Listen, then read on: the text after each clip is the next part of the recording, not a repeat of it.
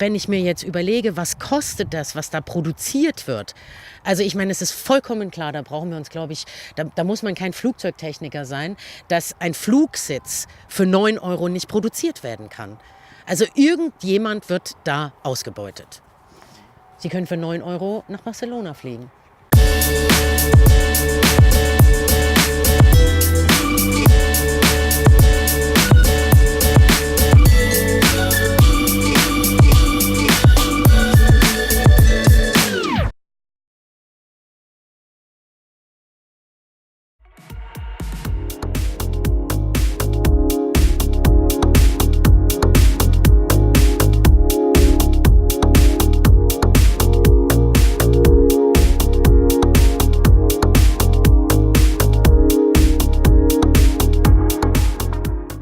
Willkommen, Frau Brötzel, zum heutigen Ringbahn-Interview. Thema ist nachhaltiger Tourismus. Und jetzt hat man natürlich, wenn man an Reisen denkt, dann denkt man an Bildung, an erweiterten Horizont. Reisen macht Spaß. Welche Reise möchten Sie in Ihrem Leben noch machen? Tolle Frage. Vielen Dank, dass ich hier sein kann. Welche Reise ich noch machen möchte. Also es gibt viele spannende Punkte auf der Erde und ich denke, das Wichtigste ist für mich eigentlich das Unterwegssein und nicht das Ankommen. Ich möchte gerne ein Hausboot haben und mit einem Hausboot sozusagen alle Wasserstraßen zunächst mal in Europa bereisen. Jetzt würde ich gerne zunächst einmal auf das Thema oder die negativen Seiten des Tourismus ansprechen. Denn Tourismus bedeutet natürlich auch Spaß für diejenigen, die reisen, aber bedeutet auch eben mies bezahlte Jobs, die in der Tourismusbranche arbeiten. Es bedeutet Flächenentzug, dadurch auch Abnahme der biologischen Vielfalt, denn da, wo Hotels stehen, kann häufig nichts anderes leben. Wir reden über Sextourismus, wir reden über Kinderarbeit im Tourismus, wir reden auch vermehrt darüber, dass die Menschen, die vor Ort leben, genervt sind vom Tourismus.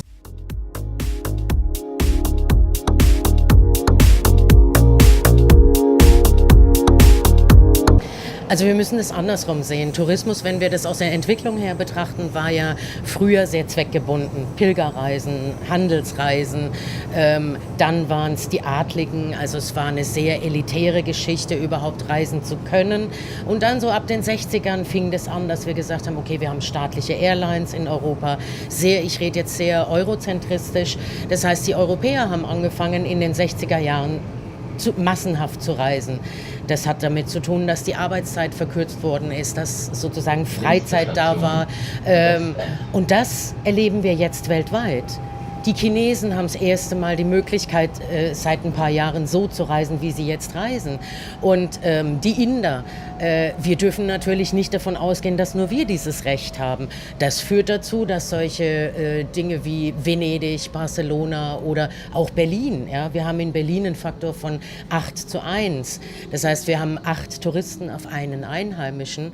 Allerdings ist das in Reykjavik, Island, es ächzt ja auch sehr stark, sind wir schon bei 12, in Barcelona sind wir bei 14:1. Wir müssen uns natürlich überlegen, was ist machbar und was wollen die Menschen auch vor Ort. Aber da sind wir wieder bei den Menschen selbst. Es gibt sehr viele, die davon profitieren, auch in Venedig, auch in Barcelona, auch in Berlin. Und es gibt eben diesen anderen Teil, die nicht so sehr davon profitieren.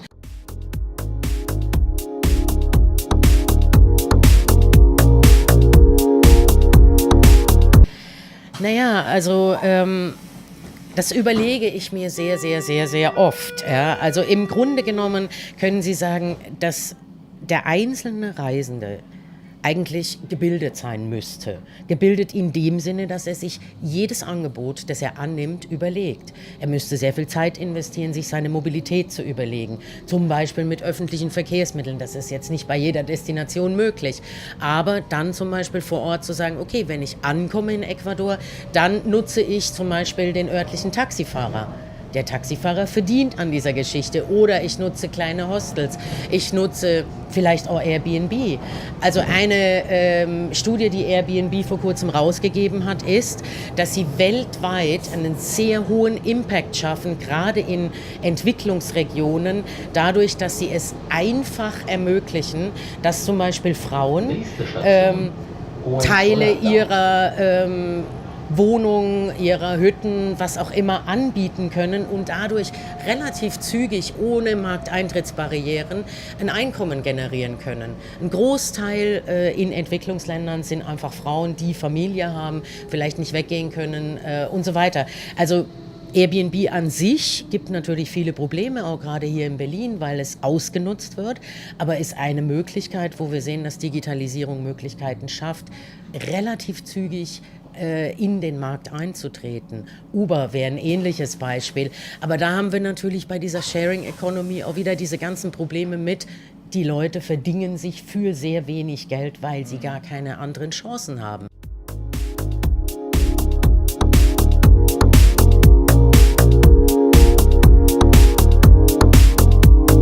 Aus meiner Sicht ist Tourismus natürlich die Leitkultur des 21. Jahrhunderts.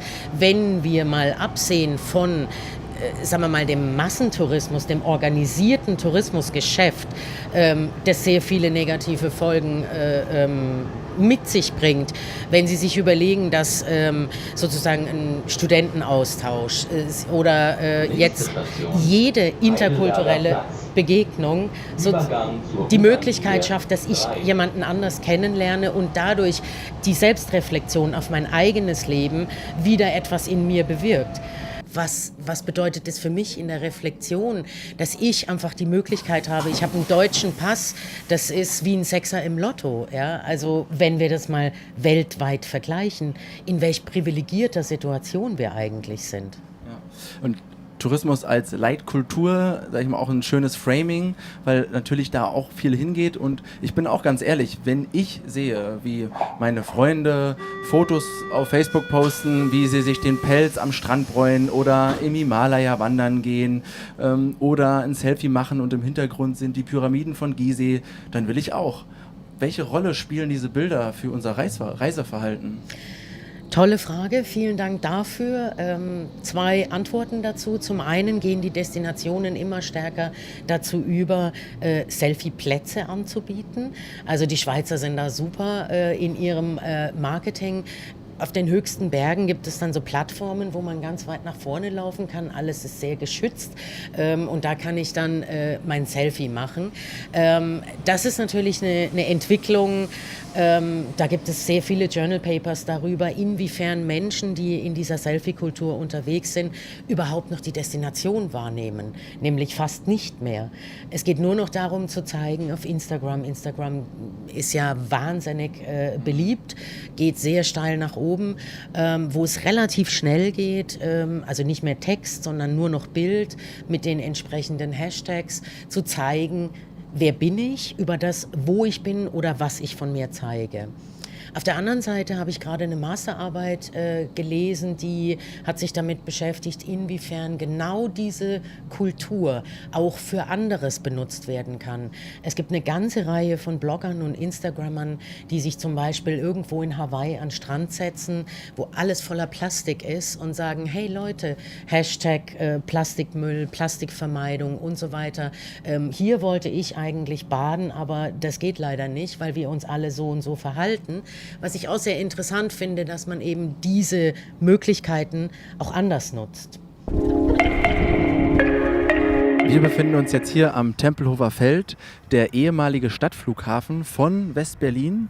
Wir erinnern uns, damals fand hier die Luftbrücke statt, wo die US-Amerikaner West-Berlin mit Lebensmitteln versorgt haben. Mittlerweile ein stillgelegter Flughafen und ein Tourismusmagnet, aber auch nicht nur ein Ort für Touristen, sondern auch ein Ort für Berliner selbst, die hier entspannen wollen, die hier Fahrrad fahren wollen, die hier ihre Kleingärten haben. Welche Rolle spielen solche Orte für so touristische Städte wie Berlin oder Barcelona, Paris?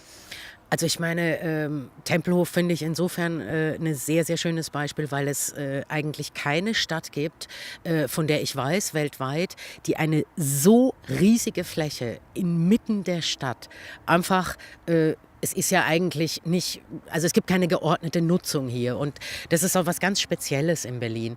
Wir haben ganz viele Nutzungsmöglichkeiten und dadurch, dass natürlich der Flughafen A sehr bekannt ist, die Luftbrücke stattfand und so weiter, aber auch jetzt ja sehr gerungen wird, was machen wir hier, bauen wir es zu oder machen wir überall Rasen oder vermieten wir es als Kleingartenfläche. Das ist ja nicht klar am Ende des Tages und das ist ein sehr schönes Beispiel für Demokratie.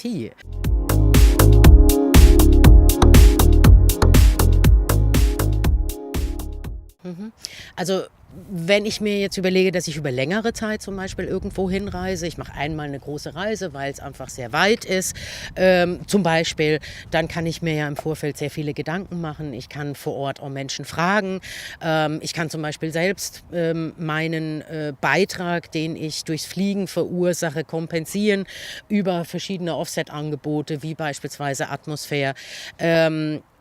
Ich kann auf Webseiten gehen, ich kann Informationen einholen. Es gibt natürlich auch jede Menge Labels und Gütesiegel, also Gütesiegel im Sinne von Corporate Social Responsibility, also wo es um die Nachhaltigkeitszertifizierung geht, wo zum Teil Veranstalter, Destinationen zertifiziert werden in aufwendigen Prozessen. Es gibt grüne Hotels. Aber ich würde an allen Stellen von Labels sagen, Labels sind ja sozusagen für den Endkunden das Angebot einer Vereinfachung der Orientierung. Und sehr oft ist dann natürlich die Vereinfachung, ich meine, wir haben ein Öko-Label auch im Nahrungsmittelbereich, was EU-weit gilt. Da hat man sich auf den kleinsten gemeinsamen Nenner begeben. Und es gibt natürlich schon einen Unterschied zwischen so einem Öko-Label und einem Demeter-Betrieb. Ich glaube, der Kunde muss zunehmend eben auch die Informationen, die digital größtenteils vorhanden sind oder Zeitung lesen, ist auch immer ein guter Tipp von meiner Seite, sich damit beschäftigen, was tue ich? Also was sind die Auswirkungen meines Handelns? Das beginnt, wenn ich morgens aufstehe, welches Shampoo benutze ich, wie oft dusche ich, muss ich im Urlaub 2-mal am Tag duschen, weil es so heiß ist in einer Region, wo vielleicht die Leute kaum Trinkwasser haben. Also und, bis hin zu, wo übernachte ich, wer bekommt eigentlich das Geld, das ich hier bezahle. Jetzt möchte ich mit Ihnen zu der Speed Round kommen. Und zwar kurze Fragen, kurze Antworten. Und los geht's. Badeanzug oder Schneeanzug? Schneeanzug. Lufthansa oder Ryanair? Lufthansa. Action oder Entspannungsurlaub? Entspannung. Und wollen Sie das Great Barrier Reef noch einmal sehen, bevor es ganz kaputt ist? Ja oder nein? Nein. Okay. Herzlichen Dank, Frau Purzel. Danke Ihnen.